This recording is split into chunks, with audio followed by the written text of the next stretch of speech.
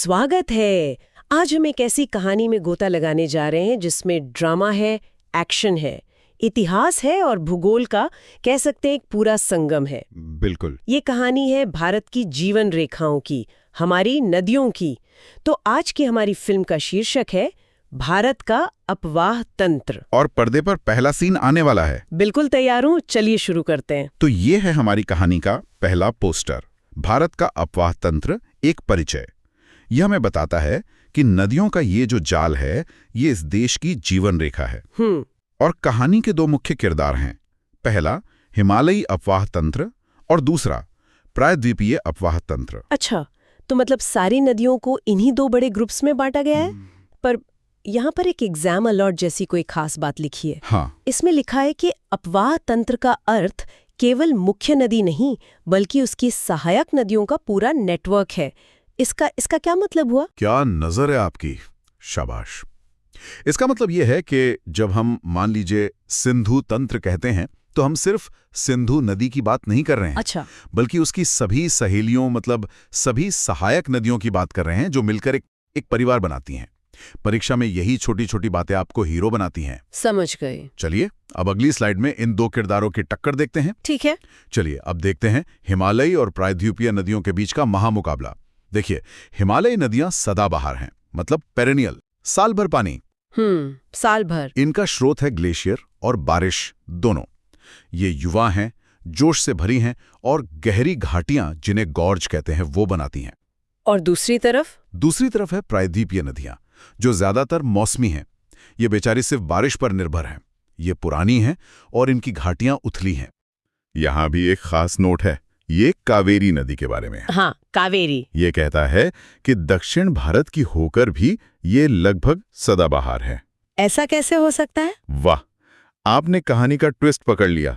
कावेरी एक अपवाद है। क्यों? क्योंकि इसे दक्षिण पश्चिम और उत्तर पूर्व दोनों मानसून से पानी मिलता है।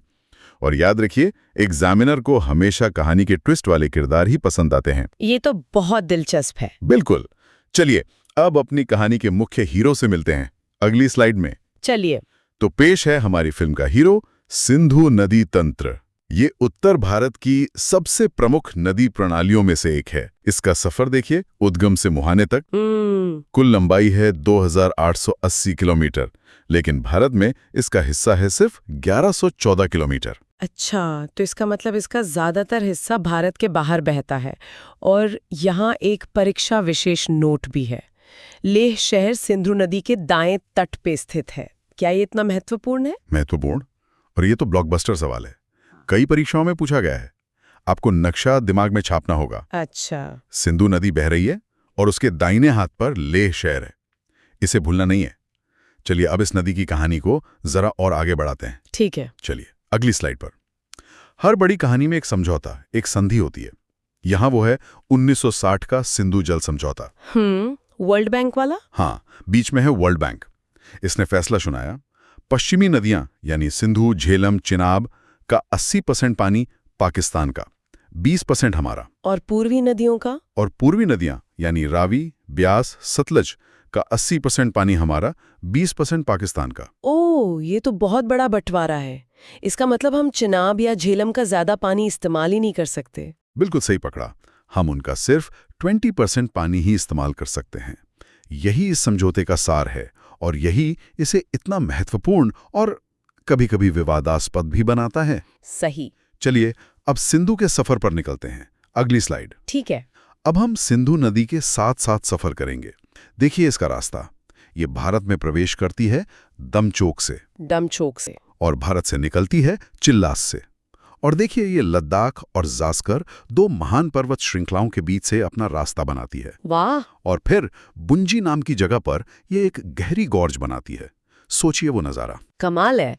तो दमचोक इसका एंट्री पॉइंट है और चिल्लास एग्जिट पॉइंट। सर, ये गॉर्ज बहुत गहरी होती होगी। बहुत गहरी। ये दुनिया की सबसे गहरी गॉर्जों में से एक है। नदी पहाड़ को काटकर अपना रास्ता बनाती है, अपनी ताकत दिखाती है। अविश्वसनीय। अब चलिए वहां चलते हैं जहां से ये ताकत पैदा होती है। अगली स्लाइड। चलिए। तो अब हम आ गए हैं जहां से ये कहानी शुरू होती है। इसका उद्गम स्थान है तिब्बत।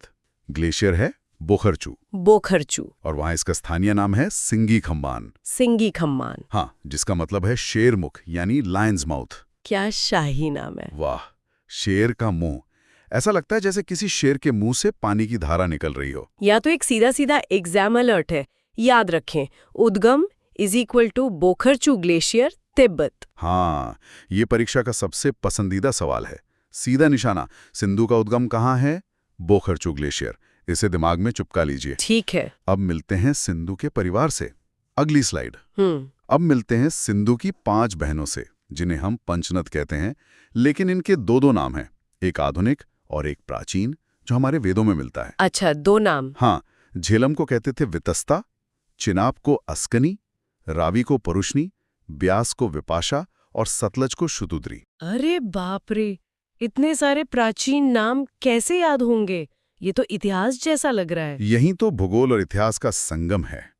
और चिंता मत कीजिए, स्लाइड पर एक मेमोराइजेशन ट्रिक भी है। अच्छा। देखिए, ब्यास का बी और विपाशा का बी, सुतलज का एस और शुतुद्री का एस, 2 तो ऐसे याद हो गए। हाँ, ये तो आसान है। बाकी 3 को आपको अपनी यादों में बसाना होगा। चलिए, अब इन बहनों से एक एक करके मिलते हैं। ठीक है। चलिए, अब इन 5 बहनों की एंट्री देखते हैं। झेलम शेषनाग झील से निकलती है। चिनाब चंद्रा और भागा नदियों से मिलकर बनती है और सिंधु की सबसे बड़ी सहायक नदी है। पानी की मात्रा में है ना? बिल्कुल। रावी रोहतांग दर्रे से। ब्यास एक ऐसी नदी जो भारत में ही शुरू होती है और भारत में ही सतलज में मिल जाती है। और सतलज तिब्बत के राकस ताल से निकलकर शिपकीला दर्रे से भारत में प्रवेश करती है। और एक और एग्जाम अलर्ट है। पोंग बांध ब्यास नदी पर है और इंदिरा गांधी नहर हरिके बैराज से निकलती है। बहुत बढ़िया। जहां ब्यास और सतलज मिलती हैं, यानी हरिके में, वहीं से निकलती है भारत की सबसे लंबी नहर, इंदिरा गांधी नहर। अच्छा, वहीं से? हाँ, और ब्यास पर है पोंग बांध। ये दोनों पॉइंट परीक्षा के लिए सुपरहिट है। समझ गई। अब कुछ और सहायक नदियों से मिलते हैं। अगली स्लाइड। ठीक है। पंचनद के अलावा भी सिंधु के और भी साथी हैं। देखिए, गोमल, काबुल, गिलगिट, शोक, नुब्रा।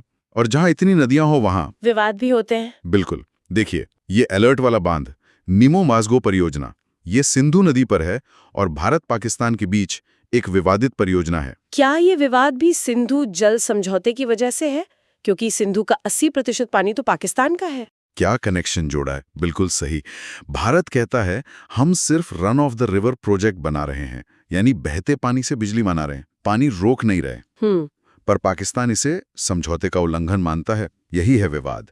चलिए, अब झेलम की कहानी में और गहरे उतरते हैं। ठीक है, अगली स्लाइड। झेलम नदी कश्मीर की लाइफलाइन। इसका उद्गम है शेषनाग या बेरीनाग झील। और देखिए, ये कैसे सांप की तरह बल खाती हुई चल रही है। इसे कहते हैं विसर्पण या मियांडरिंग। अच्छा, मियांडरिंग। और इसी के रास्ते में आती है भारत की सबसे बड़ी मीठे पानी की झील, वुलर झील। ये नदी इतनी मोड़ क्यों लेती है? सीधे क्यों नहीं बहती? और ये गोखुर झील क्या होती है? बेहतरीन सवाल। जब नदी मैदानी इलाके में आती है तो उसकी गति धीमी हो जाती है और वो रास्ते में आने वाली नरम जमीन को काटकर घूमने लगती है। और जब कोई मोड़ बहुत ज्यादा घूम जाता है और नदियों से छोड़कर सीधा रास्ता बना लेती है, तो वो जो कटा हुआ हिस्सा है वो झील बन जाता है। उसे गोखुर यानी गाय के खुर जैसी झील कहते हैं। अरे वाह, ये तो बहुत ही रोचक है। चलिए, झेलम की कहानी आगे बढ़ाते हैं। ठीक है। अगली स्लाइड। झेलम की कहानी में अब एक्शन और ड्रामा। इसकी मुख्य सहायक नदी है किशनगंगा। और मजे की बात देखिए, पाकिस्तान में इसी नदी को नीलम नदी कहते हैं। एक ही नदी के 2 नाम? हाँ, एक नदी 2 नाम 2 देश। और झेलम पर ही बनी है भारत की 2 महत्वपूर्ण परियोजनाएं, तुलबुल परियोजना और उरी परियोजना। उरी नाम तो सुना हुआ लगता है। क्या ये वही जगह है? और क्या किशनगंगा नदी पर भी कोई विवाद है? हाँ, ये वही उरी है। और आपका अंदाजा बिल्कुल सही है। किशनगंगा पर भी भारत ने एक जल विद्युत परियोजना बनाई है, जिस पर पाकिस्तान के साथ लंबा विवाद चला है। समझ गई। अब मिलते हैं झेलम की बड़ी बहन से। अगली स्लाइड। चिनाब। हाँ, मिलते हैं सिंधु की सबसे शक्तिशाली और सबसे बड़ी सहायक नदी से, चिनाब। इसका उद्गम है हिमाचल प्रदेश का बारालाचा दर्रा। पर ये वहां से चिनाब बनकर नहीं निकलती। तो फिर 2 धाराएं, चंद्रा और भागा, लाहौल स्पीति में मिलती हैं और तब जन्म होता है चंद्रभागा यानी चिनाब का। वाओ, मतलब इसका जन्म 2 नदियों के संगम से होता है। और सबसे बड़ी सहायक नदी मतलब पानी की मात्रा में है ना? शानदार सवाल। बिल्कुल, इसका मतलब है पानी की मात्रा यानी वॉल्यूम में। यह सिंधु नदी में बाकी सभी सहायक नदियों से ज्यादा पानी लेकर जाती है, इसीलिए ये सबसे बड़ी है। अच्छा। चलिए देखते हैं इस शक्तिशाली नदी पर क्या बना है। अगली स्लाइड। ठीक है। देखिए, इस शक्तिशाली नदी पर बनी परियोजनाओं की लाइन: दुल्हस्ती बांध, बगलेहार बांध, सलाल बांध और रथले पनबिजली बांध। ये चारों नाम चिनाब नदी से जुड़े हैं। दुल्हस्ती, बगलीहार, सलाल और रतले। हाँ, ये परीक्षा के लिए एक चौका है। 4 नाम, एक नदी। मुझे लगता है मैं जानती हूँ मेरा अगला सवाल क्या है। क्या इन सभी पर भी पाकिस्तान के साथ विवाद है? हाँ हाँ, आप पैटर्न समझ गई हैं। बिल्कुल, इन सभी परियोजनाओं पर, खासकर बगलीहार और रथले पर, पाकिस्तान ने सिंधु जल समझौते का हवाला देकर आपत्ति जताई है। और अब हमारी कहानी के अगले किरदार, रावी नदी। इसका उद्गम है रोहतांग दर्रा। इस पर 2 मशहूर बांध हैं। पंजाब में थीन बांध, हाँ, जिसका दूसरा नाम रणजीत सागर बांध है, और हिमाचल प्रदेश में चमेरा बांध। अच्छा, रंजीत सागर बांध। और एक बहुत महत्वपूर्ण बात, पाकिस्तान का प्रसिद्ध शहर लाहौर इसी रावी नदी के तट पर स्थित है। अरे वाह, ये तो एक और परीक्षा वाला कनेक्शन बन गया। जैसे लेह सिंधु, वैसे ही लाहौर रावी। एकदम सही, आपने बिल्कुल सही कनेक्शन बनाया है। शहरों और नदियों का ये जोड़ा हमेशा याद रखना चाहिए। बिल्कुल। तो ये थी सिंधु और उसके परिवार की महागाथा। एक नदी जो ग्लेशियर से जन्म लेती है, पहाड़ों को चीरती है, मैदानों को सींचती है, 2 देशों के बीच समझौतों और विवादों का गवाह बनती है। और अंत में सागर में विलीन हो जाती है। रावी नदी, जम्मू की धड़कन। हाँ, रावी जो महान सिंधु नदी तंत्र का एक हिस्सा है, और उसकी एक कह सकते हैं खास दोस्त है तवी नदी। अच्छा, जम्मू शहर तो इसी तवी नदी के किनारे बसा हुआ है। बिल्कुल, और रावी के मुख्य स्रोत पंजाब और हिमाचल प्रदेश में है। यहाँ एक बात है, तवी नदी उसकी खास दोस्त है। इसका मतलब क्या है? क्या वो सहायक नदी नहीं है? बहुत अच्छा सवाल है। देखिए, दोस्त कहने का मतलब है कि दोनों का रिश्ता कितना गहरा है। खासकर जम्मू के लिए तवी रावी की एक महत्वपूर्ण सहायक नदी ही है, पर जम्मू शहर की जीवन रेखा होने की वजह से उसे ये खास दर्जा दिया गया है। अरे, यहाँ एक एग्जाम अलर्ट बॉक्स भी दिख रहा है। हाँ, और यही वो डायलॉग है जो आपको पूरे मार्क्स दिलाएगा। ध्यान से नोट कीजिए, चमेरा बांध को महाराणा रणजीत सिंह बांध भी कहते हैं। चमेरा बांध को महाराणा रणजीत सिंह बांध भी कहते हैं। हाँ, ये सवाल एग्जाम में सीधा पूछा जा सकता है। चलिए अब अगले सीन पर चलते हैं।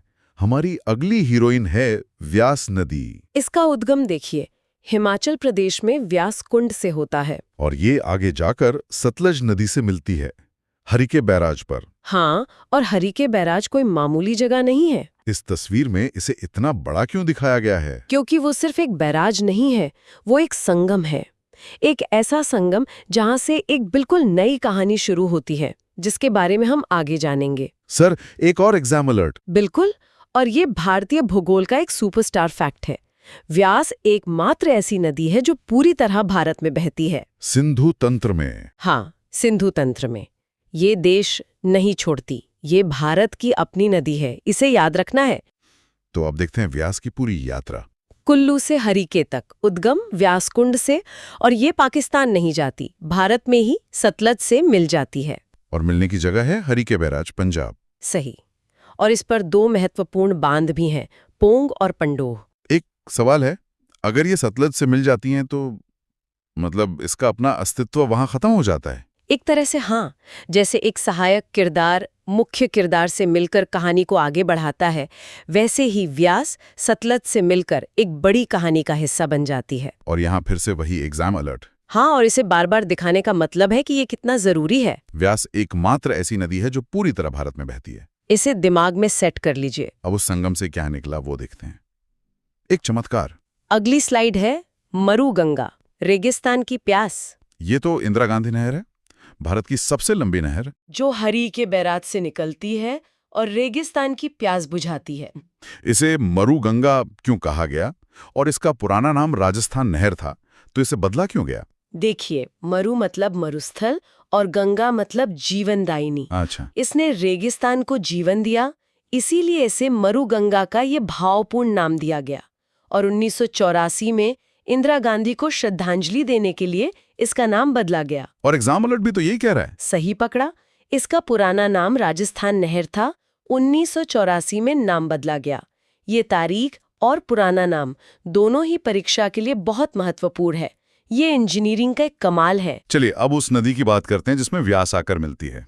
सतलज। सतलज हिमालय को चीरती हुई सोचिए, ये नदी तिब्बत के राकसताल से निकलती है और शिपकिला दर्रे से भारत में प्रवेश करती है। और सिर्फ प्रवेश नहीं करती, ये हिमालय के 3-3 श्रेणियों को काट कर बहती है। एक नदी 3-3 पर्वत श्रेणियों को कैसे काट सकती है? बनाती रही, उसे काटती रही। इसे कहते हैं पूर्ववर्ती नदी। वाह। और ये एग्जाम अलर्ट। और ये एक बहुत बड़ा कंफ्यूजन दूर करता है। भाखड़ा जो हिमाचल प्रदेश में है और नांगल जो पंजाब में है, दो अलग-अलग बांध है, एक नहीं। ज्यादातर लोग इसे भाखड़ा नांगल बांध बोलकर एक ही समझते हैं। लेकिन अब आप ये गलती नहीं करेंगे। अब चलते हैं पूरब की ओर। एक ऐसी नदी जो एक जासूस की तरह है, हर जगह अपना नाम बदल लेती है। ब्रह्मपुत्र, नाम बदलने वाली नदी। ये विश्व की सबसे ऊंचाई पर स्थित नदियों में से एक है। तिब्बत के चेमायुंगडुंग ग्लेशियर से निकलती है और नामचा बरवा पर्वत के पास एक गहरा यू टर्न लेकर भारत में प्रवेश करती है। ये यू टर्न क्यों लेती है? मतलब सीधा क्यों नहीं बहती? क्योंकि नामचा बरवा पर्वत एक महान दीवार की तरह खड़ा है। नदी को उसे पार करने के लिए घूमना पड़ता है और यही घुमाव इसे भारत की ओर ले आता है। Sir, exam alert. बिल्कुल। और ये नामों का खेल यहीं से शुरू होता है। तिब्बत में इसे सांगपो कहते हैं और अरुणाचल में दिहांग। सांगपो और दिहांग, ये दोनों नाम याद रखना बहुत जरूरी है। देखिए जैसा आपने कहा था, एक नदी अनेक नाम। जगह बदली, नाम बदला। तिब्बत में सांगपो, चीन में यारलोंगजांगबो, अरुणाचल में दिहांग और असम में ब्रह्मपुत्र। इतने सारे नाम क्यों? क्या लोग तय नहीं कर पाए कि क्या बुलाना है? नहीं, हर क्षेत्र की अपनी भाषा और संस्कृति होती है। जैसे जैसे नदी अलग अलग संस्कृतियों से गुजरती गई, लोगों ने उसे अपनी भाषा में एक नया नाम दे दिया। यहाँ बांग्लादेश का भी नाम है एग्जाम अलर्ट में। और यही कहानी का क्लाइमैक्स है। बांग्लादेश में इसे जमुना कहा जाता है। ध्यान रखना, भारत में यमुना है और बांग्लादेश में जमुना। ये कंफ्यूजन अक्सर होता है। अब ब्रह्मपुत्र के पेट में छिपे एक राज को देखते हैं। माजुली, नदी के बीच दुनिया। असम में ब्रह्मपुत्र इतनी चौड़ी हो जाती है कि इसके बीच में दुनिया का सबसे बड़ा नदी द्वीप माजुली बन गया है। और मजे की बात, इसी नदी में दुनिया का सबसे छोटा नदी द्वीप उमानंदा भी है। हाँ। नदी के बीच में इतना बड़ा द्वीप कैसे बन सकता है जिस पर लोग भी रहते हैं? देखिए, ब्रह्मपुत्र अपने साथ बहुत सारी मिट्टी और गाद लाती है। जब नदी का बहाव धीमा होता है तो ये मिट्टी जमा होने लगती है और हजारों सालों में ये एक द्वीप का रूप ले लेती है। इसका एग्जाम अलर्ट तो संस्कृति से जुड़ा हुआ लग रहा है। हाँ, माजुली अपनी सांस्कृतिक विरासत और सत्र के लिए प्रसिद्ध है। ये सत्र असम के वैष्णव संस्कृति के केंद्र हैं और परीक्षा के दृष्टिकोण से बहुत महत्वपूर्ण है। चलिए अब ब्रह्मपुत्र के परिवार से मिलते हैं। इसकी सहायक नदियां। ब्रह्मपुत्र का परिवार: तिस्ता, मानस, सुबनसिरी, धनसिरी, लोहित, कोपिली। लोहित नदी को खूनी नदी भी कहते हैं। हाँ, उसकी लाल मिट्टी के कारण। और कोपिली नदी सबसे अधिक अम्लीय मानी जाती है। अम्लीय क्यों? क्या उसमें कोई केमिकल है? नहीं, ये कोयले के भंडार वाले क्षेत्र से होकर बहती है, जिसके कारण इसमें सल्फ्यूरिक एसिड की मात्रा प्राकृतिक रूप से बढ़ जाती है और ये अम्लीय हो जाती है।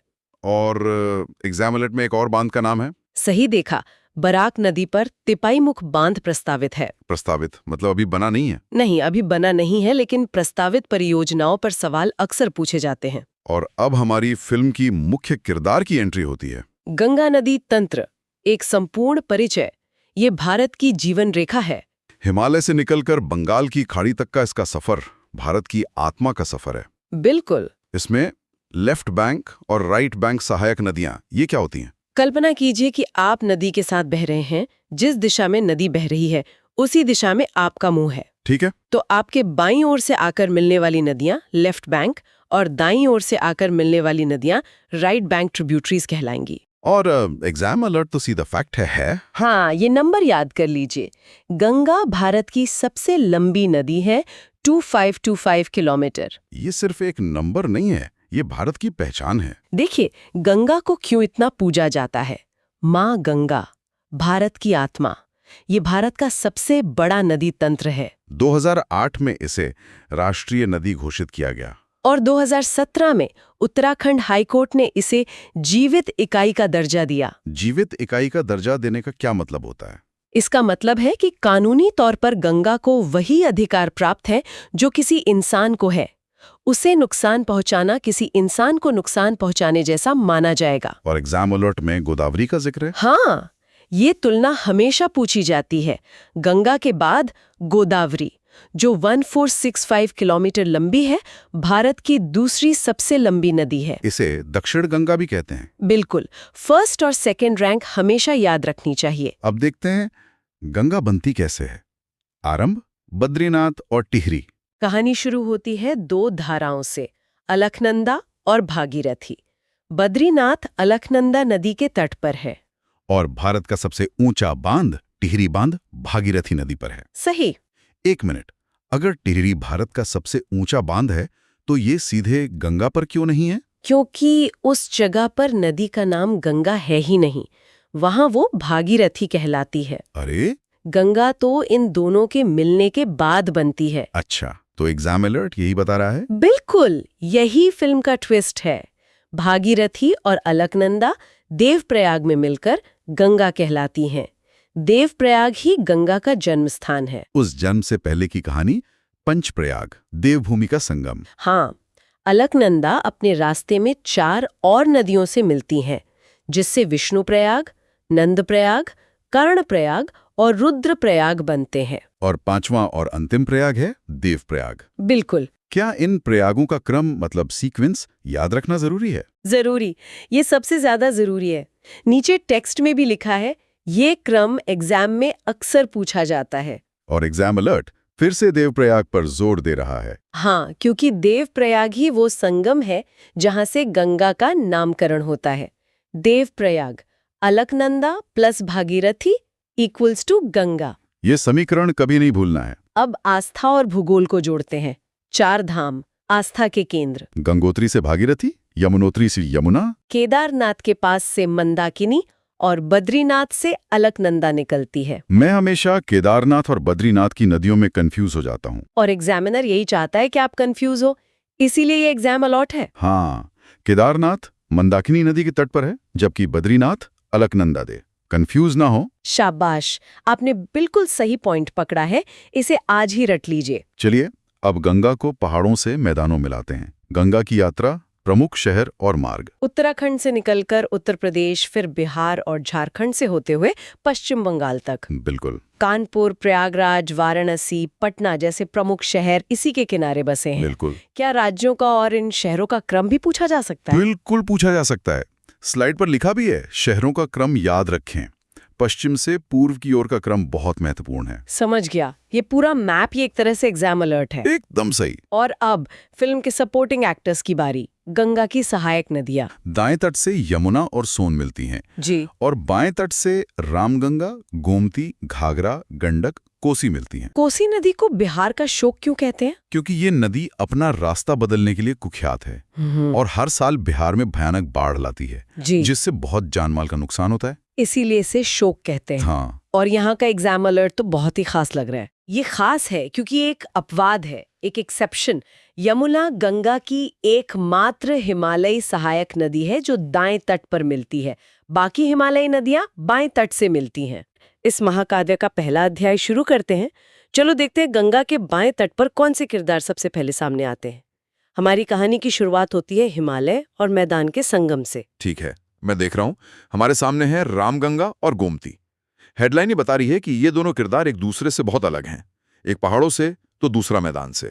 बिल्कुल सही पकड़ा, यहीं से कहानी में विविधता आती है। रामगंगा हिमालय की एक शक्तिशाली बेटी है जो पूरी ताकत और वेग के साथ उतरती है और कन्नौज के पास गंगा में विलीन हो जाती है। ये गंगा के बाएं तट पर मिलने वाली पहली हिमालय योद्धा है। और गोमती, यहां लिखा है कि ये मैदानी इलाके से निकलती है, उत्तर प्रदेश की फुलहर झील से। लखनऊ और सुल्तानपुर जैसे बड़े शहर इसी के किनारे बसे हैं। मुझे ये सोचकर हैरानी हो रही है कि अगर गोमती पहाड़ों की बर्फ से नहीं निकलती तो ये पूरे साल कैसे बहती रहती है? इसका पानी तो सूख जाना चाहिए। ये एक बहुत गहरा सवाल है। जहाँ हिमालयी नदियाँ ग्लेशियर पर निर्भर हैं, वहीं गोमती जैसी मैदानी नदियाँ भूजल और बारिश के पानी पर जीती हैं। ये धीमी है, शांत है, लेकिन निरंतर हैं। यही इनकी खासियत है। हाँ, पर इसी वजह से ये प्रदूषण और जलवायु परिवर्तन के प्रति ज्यादा संवेदनशील भी हैं। अच्छा, यहाँ एक लाल बॉक्स में चेतावनी दी गई है। लगता है परीक्षा के लिए एक महत्वपूर्ण बिंदु है। हाँ, और यही परीक्षा का सबसे बड़ा ट्विस्ट है।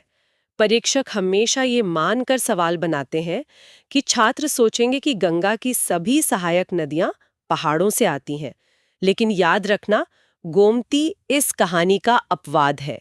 इसका उद्गम मैदान है, पहाड़ नहीं। ये एक तथ्य है जो हजारों छात्रों से आगे कर सकता है। चलो अब कहानी को थोड़ा और आगे बढ़ाते हैं। इन शुरुआती किरदारों के बाद अब हम उस इलाके में प्रवेश कर रहे हैं जहां कहानी में धर्म, इतिहास और अंतर्राष्ट्रीय सीमाएं तीनों का संगम होता है। मैं देख सकता हूँ। अगली कहानी घाघरा और काली नदी की है। हेडलाइन है सरयू और अंतर्राष्ट्रीय सीमा। एक का नाम अयोध्या से जुड़ा है और दूसरा नेपाल से। बिल्कुल। घाघरा, जिसे हम धार्मिक संदर्भ में सरयू के नाम से जानते हैं, वो सिर्फ एक नदी नहीं बल्कि हमारी सभ्यता का एक हिस्सा है।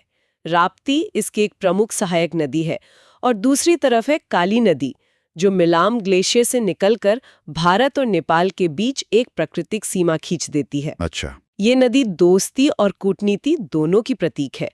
टनकपुर परियोजना इसी नदी पर बनी है। एक सवाल है, क्या घाघरा और सरयू एक ही नदी के दो अलग-अलग नाम हैं या इनके प्रवाह क्षेत्र अलग-अलग हैं? यह हमेशा मुझे कंफ्यूज करता है। ये एक ही नदी है। ऊपरी हिस्सों में और खासकर धार्मिक ग्रंथों में इसे सरयू कहा गया है, जबकि इसका व्यापक भौगोलिक नाम घाघरा है। अच्छा, तो अयोध्या सरयू के तट पर है और भूगोल की किताबों में वो घाघरा नदी है। हाँ, दोनों सही हैं। और देखिए, इतिहास और भूगोल का यही संगम हमारे एग्जाम अलर्ट में भी है। इसमें साफ साफ लिखा है कि अयोध्या शहर सरयू कोष्टक घाघरा नदी के तट पर स्थित है। ये सवाल सीधे तौर पर पूछा जा सकता है। हाँ, इसे याद रखना। अब कहानी में एक दुखद मोड़ आने वाला है। एक ऐसा किरदार आएगा जो अपनी ही जमीन के लिए अभिशाप बन जाता है। ओह, अब गंडक और कोसी की बात कर रही हैं। हेडलाइन है बिहार का शोक और नारायणी। ये सुनने में ही गंभीर लग रहा है। ये कहानी का एक ट्रेजेडी अध्याय है। एक तरफ है गंडक, जिसे नेपाल में नारायणी के पवित्र नाम से जाना जाता है, लेकिन बिहार के सोनपुर में ये गंगा से मिल जाती है। और दूसरी तरफ है कहानी का विलेन कोसी, बिहार का शोक। हाँ, जिसे बिहार का शोक कहते हैं। ये नदी अपना रास्ता बदलने के लिए इतनी कुख्यात है कि इसे विश्वासघाती नदी भी कहा जाता है। हर साल ये बाढ़ से तबाही मचाती है। पर कोई नदी विश्वासघाती कैसे हो सकती है? मतलब ये अपना रास्ता बार बार क्यों बदलती है? इसके पीछे का विज्ञान क्या है? इसका कारण है इसकी युवावस्था और इसका स्रोत कोसी हिमालय के उस हिस्से से आती है जहां पहाड़ अभी भी बहुत अस्थिर हैं। ये अपने साथ भारी मात्रा में गाद यानी सिल्ट लेकर आती है। जब ये बिहार के समतल मैदानों में पहुंचती है तो इसकी गति अचानक कम हो जाती है और ये सारा सिल्ट अपने ही रास्ते में जमा कर देती है। अच्छा, रास्ता रुक जाता है। हाँ, रास्ता रुकने पर पानी अपना नया रास्ता खोजता है और हर साल एक नए इलाके में बाढ़ ले आता है। समझ गया। मतलब ये जानबूझकर नहीं, बल्कि अपनी भौगोलिक संरचना के कारण ऐसा करती है। यहाँ अलर्ट बॉक्स में इसके उद्गम के बारे में बताया गया है, गोसाईथाम ग्लेशियर। हाँ, और किसी भी विलेन की कहानी को समझने के लिए उसका मूल जानना जरूरी है। कोसी का उद्गम गोसाईथाम ग्लेशियर है, ये नाम याद रखना। हर कहानी में एक वफादार दोस्त अंत तक साथ देता है। चलो अब गंगा के अंतिम बाएं साथी से मिलते हैं, जो कहानी के अंत तक उसके साथ रहता है। आप महानंदा की बात कर रही हैं। गंगा की अंतिम हिमालयी साथी। ये किरदार तो वफादार लगता है। बिल्कुल, महानंदा गंगा के बाएं तट की अंतिम हिमालयी सहायक नदी है। ये दार्जिलिंग की खूबसूरत पहाड़ियों से निकलती है और नवाबगंज बांग्लादेश में गंगा से मिलती है। ये वो वफादार साथी है जो गंगा को विदा करती है ठीक इससे पहले कि गंगा डेल्टा बनाने के अपने अंतिम संघर्ष में प्रवेश करे। एक सवाल है, इसके बाद बाएं तट से कोई और हिमालय नदी क्यों नहीं मिलती? क्योंकि यहाँ से गंगा का साम्राज्य पूरी तरह बदल जाता है। नदी दक्षिण पूर्व की ओर मुड़कर समुद्र के करीब पहुंच जाती है। हिमालय की पर्वत श्रृंखला उत्तर में बहुत पीछे छूट जाती है। अच्छा, तो नदी अब पहाड़ों से नहीं बल्कि अपने ही बनाए मैदान और डेल्टा क्षेत्र से गुजरती है। इसलिए किसी बड़ी पहाड़ी नदी का मिलना भौगोलिक रूप से संभव ही नहीं है। और अब यहाँ एक बहुत बड़ा एग्जाम अलर्ट है। ये तो एक क्रम है, एक सीक्वेंस है। हाँ, और मैं इसे नाटकीय ढंग से कहूं तो ये वो कोड है जिसे क्रैक करना ही होगा।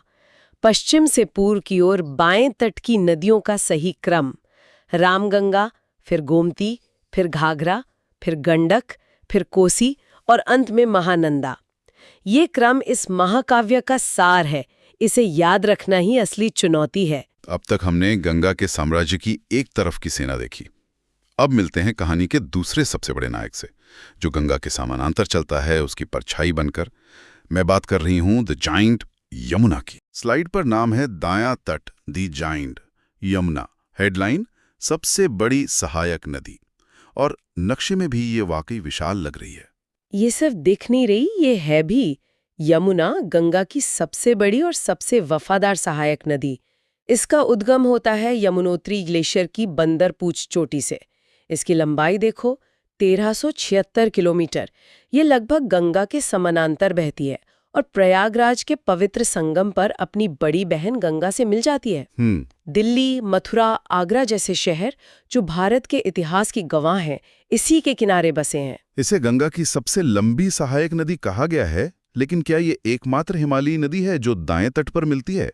क्योंकि बाकी नदियां तो दक्षिण से आती दिख रही हैं। तुमने कहानी का एक बहुत महत्वपूर्ण मोड़ पकड़ लिया और तुम्हारा ये सवाल ही एग्जाम अलर्ट का जवाब है। ध्यान से देखो, यमुना गंगा के दाएं तट पर मिलने वाली सबसे लंबी और एकमात्र हिमालयी नदी है। ओके। इसके अलावा दाएं तट से मिलने वाली सभी प्रमुख नदियां प्रायद्वीपीय पठार से आती हैं, जिनकी प्रकृति बिल्कुल अलग होती है। अब जब हम यमुना से मिल चुके हैं, तो चलो उसकी अपनी शक्तिशाली सेना से मिलते हैं। पहला योद्धा है चंबल, जो अपने बागी स्वभाव के लिए जाना जाता है। यमुना की सेना पार्ट 1, चंबल। हेडलाइन है, चंबल और बीहड़। ये नाम सुनते ही डाकुओं और घाटियों की कहानियां याद आ जाती हैं। हाँ, क्योंकि इसकी भूगोल ने ही वैसी कहानियां गढ़ी है। चंबल एक बागी योद्धा है। ये मध्य प्रदेश की जानापाव पहाड़ी से निकलती है और यमुना की सबसे बड़ी सहायक नदी है। ये अपनी एक खास शक्ति के लिए जानी जाती है, अवनलिका अपर्दन या गली इरोजन, जिससे ये बीहड़ यानी रवीन्स बनाती है। ये जमीन को इस तरह काटती है कि छिपने के लिए हजारों रास्ते बन जाते हैं। अंत में ये इटावा के पास यमुना से मिल जाती है। सिर्फ ये बीहड़ या रवीन्स असल में दिखते कैसे हैं? क्या ये सिर्फ गहरी नालियां हैं? इसे ऐसे समझो जैसे कोई नरम मिट्टी के केक पर तेज धार से पानी डालता रहे। पानी धीरे धीरे गहरी नालियां बना देगा। अब कल्पना करो कि ये प्रक्रिया लाखों सालों से चल रही है। अच्छा। नतीजा होता है एक ऊबड़ खाबड़, कटा-फटा, भूल भुलैया जैसा लैंडस्केप, जहां मीलों तक सिर्फ मिट्टी के टीले और गहरी खाइयां होती हैं। यही चंबल का बीहड़ है। और यहाँ एग्जाम अलर्ट इशारा कर रहा है कि हर योद्धा की अपनी एक सीमा होती है। बिल्कुल। चंबल नदी राजस्थान और मध्य प्रदेश के बीच एक प्राकृतिक सीमा बनाती है। यह एक रणनीतिक बिंदु है जो भूगोल और परीक्षा दोनों के लिए महत्वपूर्ण है। एक योद्धा की शक्ति उसके किलों से भी होती है। चलो अब चंबल के उन 4 स्तंभों को देखते हैं जो इसके बागी स्वभाव को काबू में रखते हैं। इसके 4 प्रमुख बांध स्लाइड पर है। चंबल के 4 स्तंभ, प्रमुख बांध, और हेडलाइन है चंबल घाटी परियोजना। ये चारों बांध तो एक ही लाइन में बने हुए दिख रहे हैं। ये सिर्फ बांध नहीं है, ये चंबल के 4 मजबूत किले हैं। ये न केवल इसके विनाशकारी बाढ़ वाले स्वभाव को नियंत्रित करते हैं, बल्कि इस पूरे क्षेत्र को बिजली और सिंचाई के लिए पानी भी देते हैं। अच्छा। इनके नाम देखो, गांधी सागर बांध मध्य प्रदेश में है, और फिर राणा प्रताप सागर, जवाहर सागर और कोटा बैराज, ये तीनों राजस्थान में है। ये चारों एक ही नदी पर क्यों बनाए गए हैं? क्या एक बड़ा बांध काफी नहीं था? क्योंकि ये एक मल्टीपर्पस प्रोजेक्ट का हिस्सा है, जिसे चंबल घाटी परियोजना कहते हैं। नदी के पानी का अधिकतम उपयोग करने के लिए इसे अलग-अलग चरणों में बनाया गया। हर बांध का अपना एक विशिष्ट उद्देश्य है, जैसे बिजली बनाना या पानी को स्टोर करना, या नहरों के लिए पानी छोड़ना। समझ गया? हाँ, और अलर्ट बॉक्स फिर से लोकेशन पर ही फोकस कर रहा है। हाँ, क्योंकि लोकेशन ही सब कुछ है। याद रखना, केवल गांधी सागर मध्य प्रदेश में है, बाकी तीनों राजस्थान में। परीक्षा में अक्सर यही कंफ्यूजन पैदा किया जाता है कि कौन सा बांध किस राज्य में है। यमुना की सेना में सिर्फ चंबल जैसा बागी योद्धा ही नहीं है, इसमें विंध्य पर्वत की 2 शांत और समझदार बेटियां भी हैं। चलो मिलते हैं बेतवा और केन से। यमुना की सेना पार्ट 2, बेतवा और केन, और हेडलाइन है विंध्य पर्वत की बेटियां। ये तो बहुत काव्यात्मक शीर्षक है। कहानी में भावनाएं भी तो जरूरी हैं। बेतवा और केन सच में विंध्य पर्वत की बेटियां जैसी हैं। बेतवा मध्य प्रदेश के रायसेन जिले में विंध्य पर्वत से निकलती है, जिस पर माता टीला और राजघाट जैसे प्रमुख बांध बने हैं। वहीं केन कैमूर की पहाड़ियों से निकलती है। ये दोनों बहनें अपने पिता विंध्य पर्वत से निकलकर बांदा के पास अपनी बड़ी बहन यमुना से मिलने आती हैं। एक सवाल है, ये नदियां सीधे गंगा में क्यों नहीं मिलती, यमुना में क्यों मिल जाती हैं, जबकि गंगा भी पास में ही है? इसका कारण है जमीन की ढलान। प्रायद्वीपीय पठार का जो उत्तरी ढलान है वो गंगा के मैदान की ओर है। यमुना गंगा के समानांतर बहती है, लेकिन भौगोलिक रूप से थोड़ा दक्षिण में और निचले स्तर पर। ओह, तो पठार से आने वाली इन नदियों के लिए यमुना तक पहुंचना ज्यादा आसान और प्राकृतिक है। बिल्कुल, बजाय ऊंचाई पर बह रही गंगा तक पहुंचने के। और लगता है कि यही इस कहानी का सस्पेंस है जो एग्जाम अलर्ट में छिपा है। बिल्कुल, ये एक ऐसी गलती है जो बहुत से छात्र करते हैं। अलर्ट साफ कहता है, बेतवा और केन यमुना की सहायक नदियां हैं, गंगा की नहीं। परीक्षा में विकल्प में गंगा जरूर दिया जाएगा, लेकिन हमें इस जाल में नहीं फंसना है। यमुना और उसकी सेना के बाद अब गंगा के दाएं तट पर मिलने वाले दूसरे प्रमुख किरदार से मिलते हैं, एक ऐसी नदी जिसके नाम में ही सोना है। अगली कहानी है सोन नदी की। दायां तट सोन नदी, गोल्डन रिवर, और हेडलाइन है अमरकंटक से गंगा तक।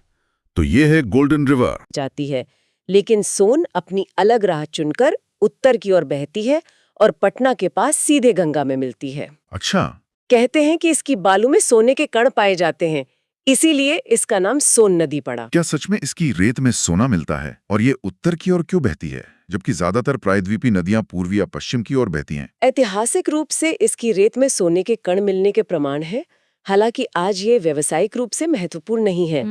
और इसके उत्तर की ओर बहने का कारण अमरकंटक पठार की खास बनावट है। पठार का ढलान उत्तर की ओर एक घाटी बनाता है, जो नदी को सीधे गंगा की ओर ले जाता है, जैसे एक बना बनाया रास्ता हो। आपकी बात से ही मुझे एग्जाम अलर्ट का इशारा मिल गया। यहाँ दिशा पर ही जोर दिया गया है। सही पकड़ा, एग्जाम अलर्ट यही कहता है। सोन नदी उत्तर की ओर बहने वाली एक प्रमुख प्रायद्वीपीय नदी है। इसकी दिशा ही इसे बाकी नदियों से खास बनाती है और परीक्षा के लिए महत्वपूर्ण भी। अब सोन की अपनी शक्ति देखते हैं, जो एक विशाल कृत्रिम झील का निर्माण करती है। ये इंसान और प्रकृति के संगम की कहानी है। अगली स्लाइड है सोन की शक्ति, रेहंद और झील, और हेडलाइन है भारत की सबसे बड़ी कृत्रिम झील। ये मानव निर्मित चमत्कार की कहानी है। सोन की एक सहायक नदी है रेहंद। इस पर उत्तर प्रदेश के सोनभद्र जिले में रेहंद बांध बनाया गया है। ओके। और इस बांध के पीछे जो विशाल जलाशय बना है, उसका नाम है गोविंद वल्लभ पंत सागर। ये भारत की सबसे बड़ी कृत्रिम झील यानी आर्टिफिशियल लेक है। कृत्रिम झील और प्राकृतिक झील में मुख्य अंतर क्या होता है, और सोनभद्र जैसे क्षेत्र में इतनी बड़ी झील बनाने की जरूरत क्यों पड़ी? प्राकृतिक झीलें भूगर्भीय क्रियाओं से बनती हैं, जैसे ग्लेशियर के पिघलने से, जबकि कृत्रिम झीलें इंसानों द्वारा नदी पर बांध बनाकर बनाई जाती हैं। सोनभद्र का इलाका खनिज संपदा से भरपूर है और यहाँ कई उद्योग हैं। अच्छा, तो बिजली और पानी की जरूरत थी? हाँ, उन्हें बिजली और पानी की भारी जरूरत थी। इसी जरूरत को पूरा करने के लिए इस मल्टीपर्पस प्रोजेक्ट को बनाया गया। और यहाँ का एग्जाम अलर्ट फिर से लोकेशन और सीमा का खेल है। ये झील उत्तर प्रदेश और मध्य प्रदेश की सीमा पर स्थित है। बिल्कुल, ये सीमावर्ती क्षेत्र परीक्षा के लिए हमेशा पसंदीदा टॉपिक होते हैं। याद रखना, गोविंद वल्लभ पंत सागर झील यूपी और एमपी दोनों की सीमा पर है। अब गंगा का सफर अपने अंतिम चरण में आता है। यहाँ कहानी में एक बड़ा विभाजन आता है, जहाँ एक नदी 2 राहों में बट जाती है। ये कहानी का क्लाइमैक्स पॉइंट है, फरक्का बैराज। स्लाइड 11, अंत, फरक्का और हुगली। हेडलाइन है सफरकांत वित्रकायन। हाँ, पश्चिम बंगाल में फरक्का बिराज पर पहुंचकर गंगा 2 धाराओं में बढ़ जाती है। ये वो बिंदु है जहां माँ अपनी 2 बेटियों को अलग-अलग दिशाओं में भेजती है। एक धारा हुगली दक्षिण की ओर पश्चिम बंगाल में ही बहती है, जिसके किनारे कोलकाता बसा है। और जो मुख्य धारा है वो पद्मा नाम से बांग्लादेश में प्रवेश कर जाती है। तो इसका मतलब हुगली गंगा में पानी लाती नहीं बल्कि एक गंगा से पानी ले जाती है। तो क्या यही सहायक नदी और वितरिका में मुख्य अंतर है? तुमने बिल्कुल सही समझा, और तुम्हारा ये सवाल ही एग्जाम अलर्ट का सार है। सहायक नदी यानी ट्रिब्यूटरी वो होती है जो अपना पानी लाकर मुख्य नदी को देती है, उसे और बड़ा बनाती है, जैसे यमुना। और वितरिका? और वितरिका डिस्ट्रीब्यूटरी वो होती है जो मुख्य नदी से पानी लेकर अलग हो जाती है, जैसे हुगली। ये एक बहुत बड़ा और महत्वपूर्ण अंतर है। चलो इस विभाजन और गंगा के मैदानी सफर के सार को एक और नजरिए से समझते हैं। ठीक है, अगली स्लाइड है मैदानी सफर और वितरिकाएं, जिसकी हेडलाइन है हरिद्वार से बंगाल तक। ये पूरी यात्रा का एक छोटा सा सारांश है। गंगा पहाड़ों से मैदान में कहाँ उतरती है? हाँ, हरिद्वार में, जहां वो एक शांत और विशाल नदी का रूप लेती है। और पश्चिम बंगाल में वो 2 वितरिकाओं में बट जाती है। हुगली भारत में रह जाती है और पद्मा बांग्लादेश चली जाती है। इन्हीं के मिलन से आगे चलकर दुनिया का सबसे बड़ा डेल्टा बनता है। यहाँ ब्रह्मपुत्र नदी का भी जिक्र है, उसका इस कहानी में क्या रोल है? तुम्हारी नजर बिल्कुल सही जगह गई है। यही तो कहानी का इंटरनेशनल ट्विस्ट है। Exam alert. देखो, बांग्लादेश में गंगा को पद्मा कहते हैं और उसी बांग्लादेश में ब्रह्मपुत्र को जमुना कहते हैं। अच्छा, पद्मा और जमुना। हाँ, जब ये दोनों महान नदियां मिलती हैं तब भी धारा पद्मा ही कहलाती है। ये अलग-अलग नाम परीक्षा में भ्रमित करने के लिए ही दिए जाते हैं। और अब इस महाकाव्य का ग्रैंड फिनाले, जहां ये सभी महान नदियां मिलकर एक ऐसा चमत्कार रचती हैं जिसे दुनिया देखती है। स्लाइड 13, सुंदरवन पृथ्वी की किडनी। हेडलाइन विश्व का सबसे बड़ा डेल्टा। ये तस्वीरें तो वाकई शानदार हैं। ये सिर्फ एक डेल्टा नहीं है, ये पृथ्वी की किडनी है, एक अद्भुत पारिस्थितिकी तंत्र। जब गंगा यानी पद्मा और ब्रह्मपुत्र यानी जमुना मिलती हैं और आगे चांदपुर में मेघना नदी भी इनसे जुड़ जाती है, तो ये तीनों मिलकर सुंदरवन डेल्टा बनाती हैं। यहाँ मशहूर सुंदरी वृक्ष पाए जाते हैं और यहीं रॉयल बंगाल टाइगर्स का एकमात्र मैंग्रोव घर है। पर इसे पृथ्वी की किडनी जैसा बड़ा नाम क्यों दिया गया है? इसका क्या मतलब है? जैसे हमारी किडनी हमारे खून से गंदगी को साफ करती है, वैसे ही ये मैंग्रोव वन और दलदली जमीन नदियों द्वारा लाए गए प्रदूषण और अशुद्धियों को छानकर साफ करते हैं, इससे पहले कि वो समुद्र में मिले। अच्छा।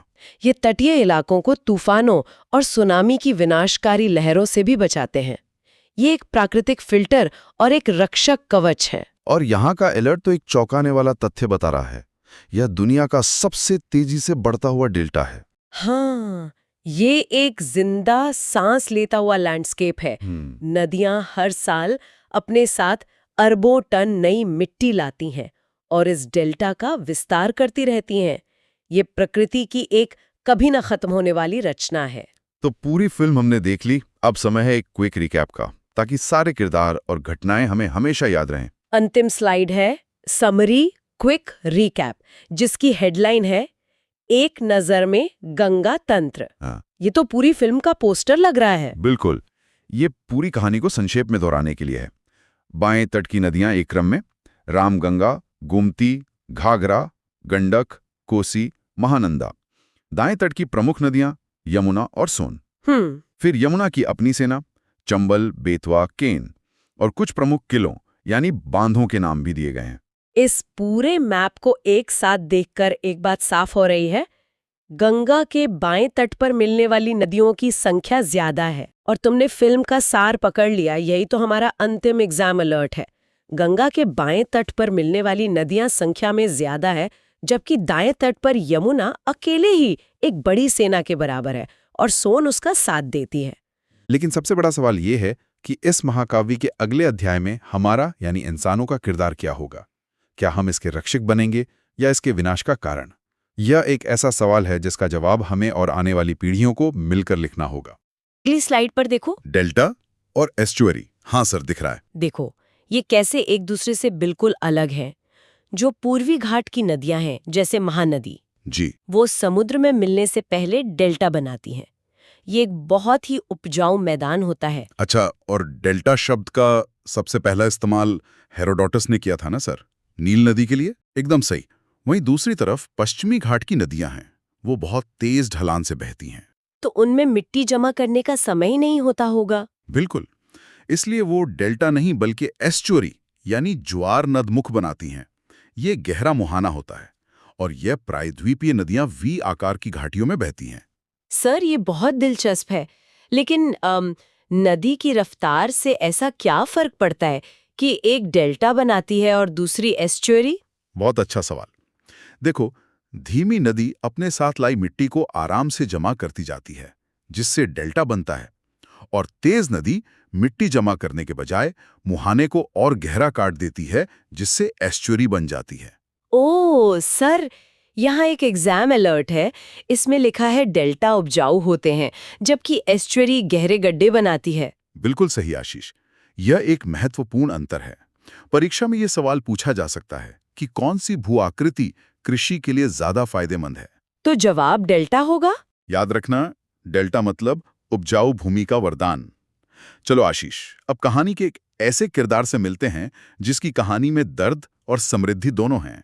दर्द और समृद्धि, कौन है ये सर? अगली स्लाइड पर चलते हैं। दामोदर। दामोदर हेडलाइन है जैविक मरुस्थल, और इसे भारत का रूर प्रदेश भी कहा जाता है। हाँ, इसका उद्गम होता है छोटा नागपुर पठार से, पलामू झारखंड से, और ये एक भ्रंश घाटी, एक रिफ्ट वैली में बहती है। और यहाँ बिटुमिनस कोयले के बहुत बड़े भंडार हैं। इसीलिए इसे जर्मनी के रूर क्षेत्र की तरह भारत का रूर कहते हैं। लेकिन यही वरदान अभिशाप बन गया। मतलब? अत्यधिक प्रदूषण के कारण यह नदी एक जैविक मरुस्थल, मतलब एक बायोलॉजिकल डिजर्ट बन गई है। सर, जैविक मरुस्थल सुनने में बहुत भयानक लगता है। क्या इसका मतलब है कि इस नदी में अब कोई मछली या पौधा जिंदा नहीं है? लगभग यही मतलब है आशीष। जब प्रदूषण से पानी में ऑक्सीजन खत्म हो जाए तो जलीय जीवन भी खत्म हो जाता है। और देखो, ये हुगली की सबसे बड़ी सहायक नदी है। और झारखंड में इसे देवनद भी कहते हैं। कितना विरोधाभास है ना? Sir, exam alert. दामोदर नदी छोटा नागपुर पठार को 2 भागों में बांटती है, हजारीबाग उत्तर और रांची का पठार दक्षिण। शाबाश आशीष, ये वो ज्योग्राफिकल डिटेल है जो मैप आधारित सवालों में पूछी जाती हैं। दामोदर सिर्फ एक नदी नहीं, एक विभाजक रेखा भी है। आशीष, दामोदर की कहानी का क्लाइमेक्स अभी बाकी है। अच्छा, अभी और भी कुछ है? हाँ, चलो अगली स्लाइड पर देखते हैं कि कैसे एक शोक को वरदान में बदला गया। ओके सर, स्लाइड है बंगाल का शोक और आधुनिक मंदिर। इसे पहले बंगाल का शोक कहते थे। क्यों सर, क्या इसकी बाढ़ बहुत विनाशकारी थी? बहुत ज्यादा, हर साल भयानक तबाही होती थी। लेकिन फिर 1948 में भारत सरकार ने एक बड़ा कदम उठाया। अमेरिका की टेनेसी वैली परियोजना की तर्ज पर इस पर एक बहुउद्देशीय परियोजना बनाई गई, दामोदर घाटी निगम, DVC। बिल्कुल। और पंडित नेहरू ने इन बांधों को क्या कहा था, याद है? हाँ सर, आधुनिक भारत का मंदिर। सही। इस पर तिलैया, मैथान, पंचेत और अय्यर जैसे प्रमुख बांध बने। सोचो, एक विलन यानी बाढ़ और फिर एक हीरो यानी DVC की एंट्री। बिल्कुल फिल्मी कहानी है सर। है ना? है ना? सर, एग्जाम अलर्ट बॉक्स में लिखा है कोनार बांध कोनार नदी पर स्थित है, झारखंड। बहुत बढ़िया आशीष, ये एक छिपा हुआ तथ्य है। DVC के बड़े बांधों के बीच अक्सर परीक्षक छोटे लेकिन महत्वपूर्ण बांधों के बारे में पूछ लेते हैं। कोनार याद रखना है एकदम। चलो आशीष, अब हम 2 और नदियों की कहानी देखते हैं, एक जो उद्योग से जुड़ी है और दूसरी आस्था से। ठीक है सर। अगली स्लाइड, स्वर्ण रेखा और बैतरणी। स्वर्ण रेखा यह रांची से निकलती है और भारत का इस्पात नगर जमशेदपुर इसी के तट पर है। टिस्को 1907। बिल्कुल। और प्रसिद्ध हुंड्रू जलप्रपात, हुंड्रू फॉल्स, वो भी इसी पर है। सर, स्वर्ण रेखा नदी का नाम बहुत आकर्षक है, सोने की रेखा। क्या इसका जमशेदपुर जैसे औद्योगिक शहर से कोई संबंध है या ये सिर्फ एक नाम है? कहते हैं कि प्राचीन काल में इसकी रेत में सोने के कण पाए जाते थे, लेकिन आज इसकी पहचान सोने से नहीं, स्टील से है। अच्छा, और दूसरी नदी है बैतरणी। हाँ, इसे उड़ीसा की गंगा या राज्य की सबसे पवित्र नदी माना जाता है। इसका उद्गम ओडिशा के क्योंझर जिले से होता है। मतलब एक उद्योग की जीवन रेखा और दूसरी आस्था की। सही समझे। Exam alert. जमशेदपुर शहर की स्थापना 1907 में इसी नदी के किनारे हुई थी। बिल्कुल, ये इतिहास और भूगोल का संगम है। टिस्को की स्थापना और स्वर्णरेखा नदी का स्थान, ये एक क्लासिक प्रश्न है। आशीष, एक और नदी की कहानी जिसमें दामोदर की तरह ही शोक शब्द जुड़ा है। एक और शोक, कौन सी नदी है सर? अगली स्लाइड है महानदी। महानदी, उड़ीसा का शोक, लेकिन इसका बेसिन छत्तीसगढ़ में धान का कटोरा कहलाता है। हाँ, यही तो विरोधाभास है।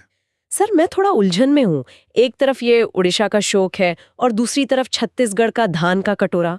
ये कैसे हो सकता है? बिल्कुल, छत्तीसगढ़ के समतल मैदानों में ये नदी सिंचाई के लिए वरदान है, जिससे धान की खेती खूब होती है। और उड़ीसा में? उड़ीसा पहुंचते पहुंचते ये बहुत विशाल हो जाती है और विनाशकारी बाढ़ लाती थी। इसीलिए शोक। इसका उद्गम सिहावा से होता है और ये पारादीप के पास बंगाल की खाड़ी में मिल जाती है। इसे भारत की पीली नदी भी कहते हैं और इसकी सहायक नदी ब्राह्मणी के तट पर राउरकेला स्टील प्लांट है। सही सर, इसमें एग्जाम अलर्ट है। इसे भारत की ह्वांगो नदी भी कहा जाता है। ये तुलना बहुत महत्वपूर्ण है आशीष। चीन की ह्वांगो नदी भी बाढ़ के लिए कुख्यात थी। महानदी को ये उपमा उसके विनाशकारी और जीवनदायी रूपों के कारण मिली है। हीराकुंड बांध। वाह, हीराकुंड, विश्व का सबसे लंबा बांध। यह महानदी पर बना एक मानव निर्मित चमत्कार है। ये कटक, उड़ीसा के पास स्थित है और यह विश्व का सबसे लंबा बांध है। मुख्य बांध की लंबाई 4800 मीटर यानी 4.8 किलोमीटर है। सोचकर देखो, 4.8 किलोमीटर लंबा बांध। सर ये तो कल्पना से भी परे है। क्या सिर्फ लंबाई ही इसे बाढ़ रोकने में इतना कारगर बनाती है? लंबाई और इसकी विशाल जल संग्रहण क्षमता दोनों मिलकर इसे इतना प्रभावी बनाते हैं। इसकी प्रमुख सहायक नदियां हैं शिवनाथ, हसदेव, मांड, ईब, जोंक, ओंग और तेल। काफी बड़ा परिवार है इस नदी का। बहुत बड़ा। एग्जाम अलॉट में लिखा है शिवनाथ महानदी की प्रमुख सहायक नदी है। हाँ आशीष, परीक्षक अक्सर मुख्य नदी के साथ साथ उसकी सबसे महत्वपूर्ण सहायक नदी के बारे में पूछते हैं। महानदी के लिए वो नाम शिवनाथ है, इसे याद रखना। गोदावरी, दक्षिण की गंगा, ये प्रायद्वीपीय भारत की सबसे लंबी नदी है, 1465 किलोमीटर। हाँ, और इसका उद्गम नासिक, महाराष्ट्र की त्र्यंबक पहाड़ियों से होता है। इसे दक्षिण गंगा या वृद्धा गंगा भी कहा जाता है। और ये गंगा के बाद भारत की दूसरी सबसे बड़ी नदी है। इसका अपवाह क्षेत्र देखो कितना विशाल है। महाराष्ट्र, मध्य प्रदेश, छत्तीसगढ़, उड़ीसा, तेलंगाना और आंध्र प्रदेश। सर इसे दक्षिण गंगा कहना तो समझ आता है, लेकिन वृद्धा गंगा क्यों कहते हैं? क्या ये गंगा नदी से पुरानी है? बेहतरीन सवाल आशीष। हाँ, ये गंगा से बहुत पुरानी है। प्रायद्वीपीय पठार हिमालय से भी करोड़ों साल पुराना है, इसलिए इस पर बहने वाली नदियां भी ज्यादा प्राचीन हैं। वाह, ये तो बहुत ही रोचक तथ्य है ना? Exam alert. इसका जलग्रहण क्षेत्र, कैचमेंट एरिया, दक्षिण भारत में सबसे बड़ा है। ये तथ्य गोदावरी को दक्षिण भारत की बॉस बनाता है आशीष। सबसे लंबा होना और सबसे बड़ा जलग्रहण क्षेत्र होना, ये दोनों बातें इसे परीक्षा के लिए सुपरस्टार बनाती हैं। आशीष, गोदावरी सिर्फ एक नदी नहीं, ये आस्था का एक बहता हुआ मार्ग है। आस्था का मार्ग। चलो अगली स्लाइड में इसके तीर्थ स्थलों की यात्रा करते हैं। स्लाइड है गोदावरी, आस्था का मार्ग। इसके तट पर नासिक, त्र्यंबकेश्वर, नांदेड़, औरंगाबाद जैसे कई शहर हैं। हाँ, और आंध्र प्रदेश में भद्राचलम और राजमुंद्री प्रमुख तीर्थ स्थल हैं। अच्छा, यहाँ लिखा है कि राजमुंद्री के पास ये दो धाराओं में बढ़ जाती है, गौतमी और वशिष्ठा, और यहीं से अपना डेल्टा बनाना शुरू करती है। सही। सर, गौतमी और वशिष्ठा ये तो महान ऋषियों के नाम हैं। क्या इन धाराओं का कोई पौराणिक महत्व है? बिल्कुल है। इन नदियों की हर धारा, हर मोड़ से कोई न कोई पौराणिक कथा जुड़ी हुई है। यही तो भारत की नदियों की खासियत है। सर, इसमें एग्जाम अलर्ट है कि बालाघाट भी इसी नदी के प्रवाह क्षेत्र से जुड़ा है। यह एक बेहतरीन पॉइंट है। बालाघाट सीधे तट पर नहीं है, लेकिन नदी के प्रवाह क्षेत्र का हिस्सा है। ऐसे सवाल अक्सर छात्रों को भ्रमित करने के लिए पूछे जाते हैं। एक महान नदी अकेले महान नहीं बनती, उसका एक बड़ा परिवार होता है। मतलब उसकी सहायक नदियां। एकदम सही। अगली स्लाइड में मिलते हैं गोदावरी के परिवार, यानी उसकी सहायक नदियों और परियोजनाओं से। गोदावरी का परिवार, सहायक नदियां हैं प्रवरा, पूर्णा, वेनगंगा, पेनगंगा, इंद्रावती और प्राणहिता, ये सबसे बड़ी हैं। हाँ, प्राणहिता इसकी सबसे बड़ी सहायक नदी है। और एक और नदी का जिक्र है, मंजरा। हाँ, मंजरा एक प्रमुख नदी है जो दक्षिण से आकर मिलती है। सर, प्राणहिता सबसे बड़ी सहायक नदी है, लेकिन मंजरा का अलग से जिक्र क्यों किया गया है? क्या इसमें कुछ खास है? खास ये है कि ज्यादातर सहायक नदियां उत्तर से आकर मिलती हैं, लेकिन मंजरा एकमात्र प्रमुख नदी है जो दक्षिण से आकर मिलती है। ये उसकी दिशा की वजह से महत्वपूर्ण है। अच्छा, समझ गया। इस पर प्रमुख बांध हैं जायकवाड़ी, पोचमपाद और पोलावरम, और निजाम सागर बांध मंजरा नदी पर है। Exam alert! Dhavaleswaram barrage Andhra Pradesh Godavari delta के मुहाने पर है। ये वो लोकेशन है जहां गोदावरी की कहानी समुद्र से मिलने से ठीक पहले समाप्त होती है। डेल्टा के मुहाने पर बना ये बैराज सिंचाई और जल प्रबंधन के लिए अत्यंत महत्वपूर्ण है। आशीष, अब तक हमने अलग अलग किरदारों को देखा। चलो अब एक पल रुककर पूरी फिल्म की थीम को समझते हैं। ठीक है सर। एक बड़ा परिप्रेक्ष्य। अगली स्लाइड हमें वही बड़ा परिप्रेक्ष्य देगी। स्लाइड का नाम है प्रायद्वीपीय भारत की नदियां। अच्छा, ये एक सारांश है। हाँ, इसमें लिखा है कि ये नदियां हिमालय की नदियों की तरह साल भर नहीं बहती। ये मौसमी हैं और वर्षा पर निर्भर करती हैं। और इन्हें दो श्रेणियों में बांटा गया है, बंगाल की खाड़ी में गिरने वाली और अरब सागर में गिरने वाली। सही। सर, स्लाइड में लिखा है कि ये नदियां वृद्धावस्था, ओल्ड स्टेज में है। इसका क्या मतलब है?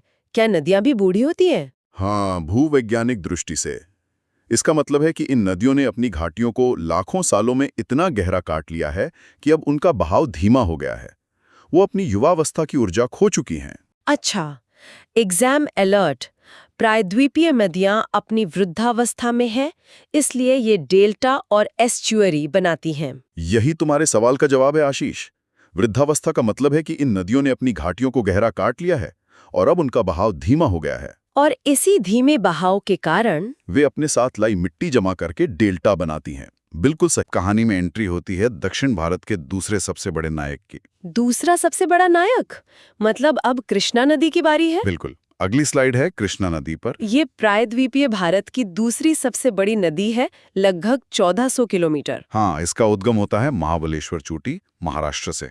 और इसकी सहायक नदियां हैं कोयना, भीमा, मूसी, घाटप्रभा, मालप्रभा, पंचगंगा, दूधगंगा और तुंगभद्रा कृष्णा की सबसे बड़ी सहायक नदी है। सही। सर, गोदावरी और कृष्णा दोनों महाराष्ट्र से निकलती हैं और लगभग बराबर लंबी है। क्या इन दोनों नदियों में कोई प्रतिद्वंद्विता है, जैसे फिल्मों में दो हीरो के बीच होती है? हाँ, कह सकते हो। जल संसाधनों को लेकर राज्यों के बीच प्रतिद्वंदिता तो है ही। दोनों ही नदियां दक्षिण भारत के लिए जीवनदायिनी है। यहाँ एग्जाम अलर्ट है। हैदराबाद शहर मूसी नदी के तट पर स्थित है। बहुत महत्वपूर्ण। लोग अक्सर सोचते हैं कि हैदराबाद कृष्णा के तट पर है, लेकिन यह उसकी सहायक नदी मूसी के तट पर है। चलो आशीष, एक बार फिर कृष्णा नदी पर लौटते हैं और उसकी कहानी के एक और पहलू को देखते हैं, जिसमें विवाद और बंटवारा शामिल है। विवाद? मतलब कहानी में अब ट्विस्ट आने वाला है? हाँ, अगली स्लाइड है कृष्णा नदी तंत्र। इसमें वही जानकारी है। उद्गम महाबलेश्वर, लंबाई 1400 किलोमीटर, 4 राज्यों में अपवाहक क्षेत्र। लेकिन सबसे महत्वपूर्ण बिंदु है कृष्णा जल विवाद 1957 से चला आ रहा है। सही। सर, 1957 से विवाद, इतने लंबे समय तक चलने वाले विवाद का मुख्य कारण क्या है? क्या ये पानी के बंटवारे को लेकर है? बिल्कुल। जब एक नदी कई राज्यों से होकर गुजरती है, तो हर राज्य को अपने किसानों और शहरों के लिए पानी चाहिए। कौन कितना पानी इस्तेमाल करेगा, यही विवाद का मुख्य कारण है। यह तो बहुत जटिल मुद्दा होगा। बहुत ज्यादा। एग्जाम अलर्ट कहता है गोदावरी के बाद यह दक्षिण भारत की दूसरी सबसे लंबी नदी है। यह एक तुलनात्मक तथ्य है। परीक्षा में अक्सर नदियों को उनकी लंबाई के अनुसार क्रम में लगाने के लिए कहा जाता है। Godavari number 1, Krishna number 2। कृष्णा नदी, हाँ, देखिए इसकी कई प्रमुख सहायक धाराएं हैं, जैसे कोयना, भीमा, तुंगभद्रा, मूसी और दूधगंगा। और सर, हैदराबाद शहर तो मूसी नदी के किनारे ही बसा है ना? बिल्कुल सही। और इसकी शक्ति को संभालने के लिए इस पर बड़े बांध भी हैं। श्रीशैलम और नागार्जुन सागर ये तेलंगाना और आंध्र प्रदेश की सीमा पर हैं, और एक अलमाटी बांध कर्नाटक में। सर, एक सवाल है, ये जो इतनी सारी सहायक नदियां हैं, इनमें से कोई एक है जिसे हम सबसे ज्यादा महत्वपूर्ण मान सकते हैं? बहुत अच्छा सवाल है, और इसका जवाब अरे सर, यहाँ एक एग्जाम अलर्ट भी है। बिल्कुल सही पकड़ा, और यही आपके सवाल का जवाब भी है। याद रखिए, तुंगभद्रा कृष्णा की सबसे बड़ी सहायक नदी है। ये परीक्षा का क्लाइमैक्स सीन बन सकता है। अच्छा, तुंगभद्रा, ये याद रहेगा। चलिए अब अगली स्लाइड पर चलते हैं। मिलते हैं दक्षिण की गंगा से। दक्षिण की गंगा, आप कावेरी की बात कर रहे हैं? हाँ, इसका उद्गम होता है कर्नाटक की ब्रह्मगिरी पहाड़ियों से, और इसकी खासियत यह है कि ये प्रायद्वीपीय भारत की एकमात्र सदाबहार मतलब एवरग्रीन नदी है। सर एक मिनट, इसे दक्षिण की गंगा क्यों कहते हैं? क्या सिर्फ पवित्रता की वजह से? पवित्रता एक कारण है, लेकिन उपयोगिता भी उतनी ही बड़ी वजह है। ये नदी अपने क्षेत्र के लिए जीवनदायिनी है और इस पर 2 बहुत महत्वपूर्ण बांध है। कर्नाटक में कृष्णा राज सागर और तमिलनाडु में मेट्टूर बांध। ओह सर, एक और एग्जाम अलर्ट, शिव समुद्रम जलप्रपात के बारे में। हाँ, ये एक एक्शन सीन की तरह है। जब भी कावेरी का नाम आए, शिव समुद्रम झरने का सीन याद रखना। सवाल सीधा आता है, ये किस नदी पर है? कावेरी नदी पर, ठीक है? बहुत अच्छे। चलिए अब हम कहानी के बिल्कुल दक्षिणी छोर पर पहुंच रहे हैं। अगली स्लाइड देखते हैं। सुदूर दक्षिण की नदियां। हाँ, पहली है वैगई नदी।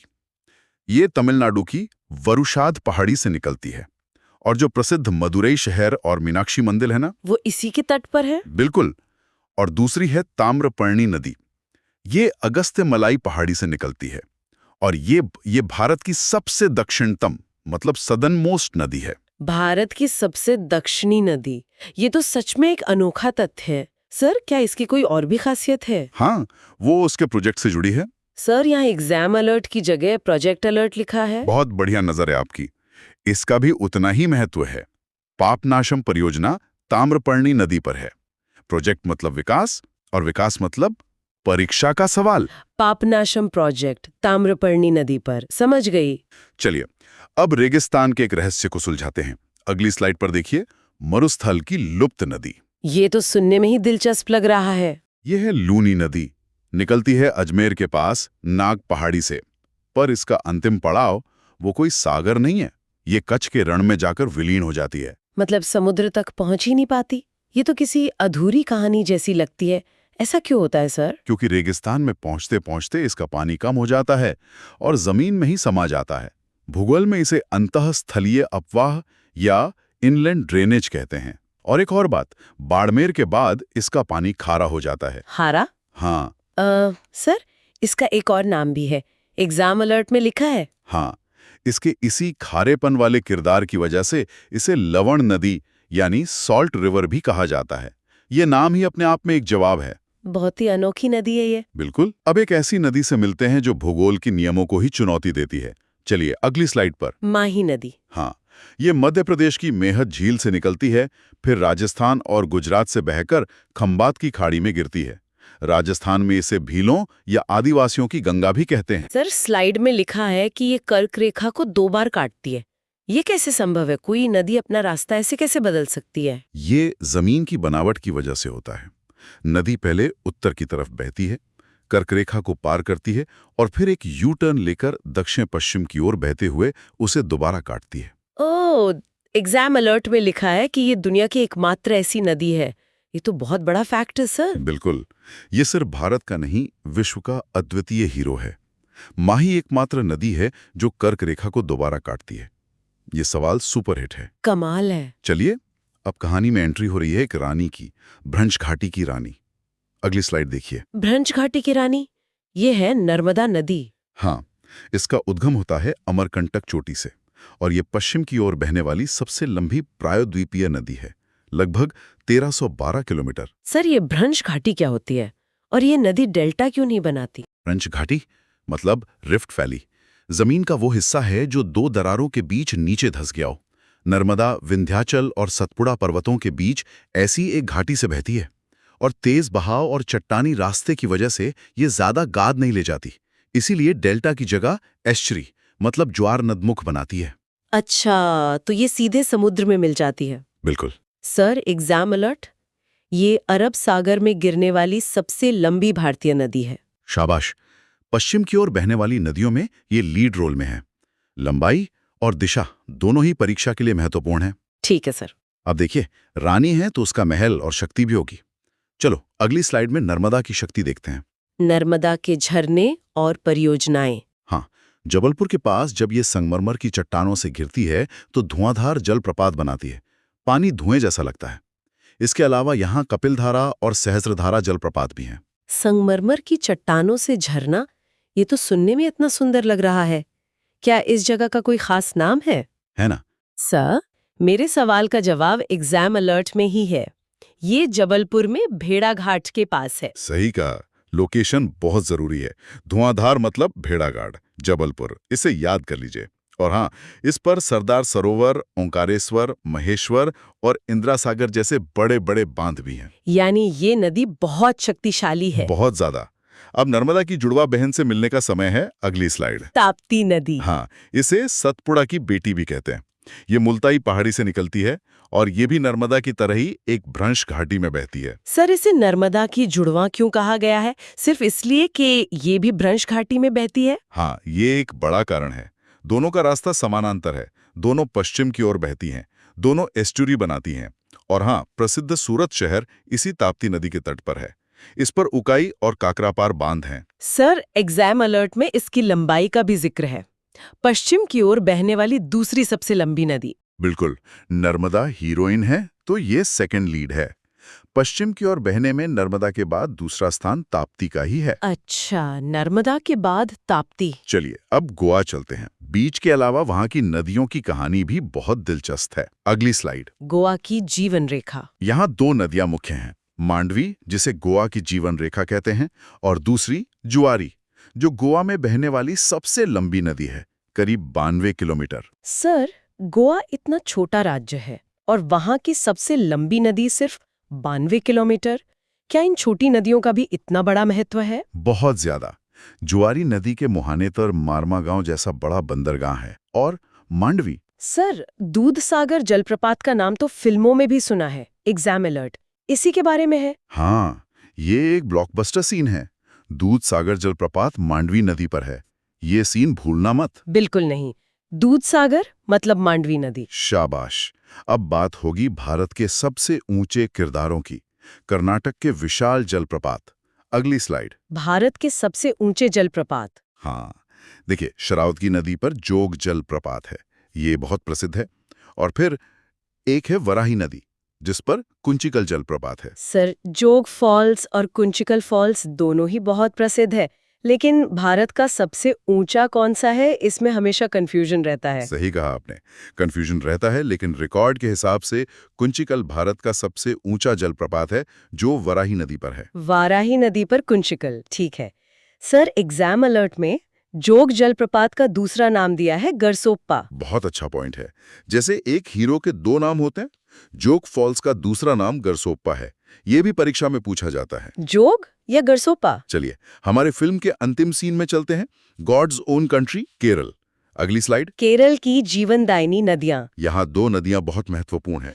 पहली पेरियार, इसे केरल की जीवन रेखा कहते हैं क्योंकि ये पीने का पानी उपलब्ध कराती है और इस पर प्रसिद्ध इडुक्की आक डैम बना है। और दूसरी है भरतपुड्रा, जिसे पुन्नानी भी कहते हैं। ये केरला की सबसे लंबी नदी है। सर, ये तो बड़ा दिलचस्प है। पेरियार को जीवन रेखा कहते हैं, लेकिन भरतपुड्रा सबसे लंबी नदी है। तो इन दोनों में ज्यादा महत्वपूर्ण कौन है? दोनों ही हैं, पर अलग अलग वजहों से। एक पानी की जरूरत पूरी करती है, दूसरी सबसे लंबा क्षेत्र कवर करती है। सर, एग्जाम अलर्ट ने मेरा कंफ्यूजन दूर कर दिया। पेरियार दूसरी सबसे लंबी नदी है और भरतपुड्रा सबसे लंबी। यही तो क्लाइमैक्स है। परीक्षा में यही क्रम पूछ लिया जाता है, नंबर 1 पे भरतपुड्रा और नंबर 2 पे पेरियार। लंबाई का खेल याद रखना। बिल्कुल याद रहेगा। तो आज हमने देखा कि ये नदियां सिर्फ भूगोल का हिस्सा नहीं है, ये हमारी सभ्यता की कहानी कहती हैं। हर मोड़, हर झरना, हर बांध का अपना एक डायलॉग है। वाकई आज की ये यात्रा बहुत ही शानदार थी। हर नदी का अपना एक अलग ही किरदार है। बिल्कुल। इस चर्चा को हम यहीं समाप्त करते हैं, लेकिन एक विचार के साथ। जी सर। जैसी आज है, ये सिर्फ पानी नहीं, ये बहता हुआ इतिहास है।